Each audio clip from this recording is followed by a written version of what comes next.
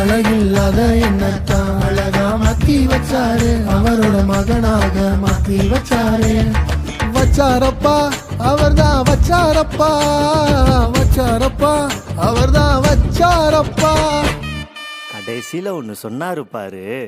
என்ன சொன்னாரு? நீ அவருக்கு வேணும்னு சொன்னாரு. காணா போன என்னையும் தான் மந்தையில செத்துக்கிட்டாரு, உடஞ்சு போன என்னையும் தான் அழகா வாழ வச்சாரு.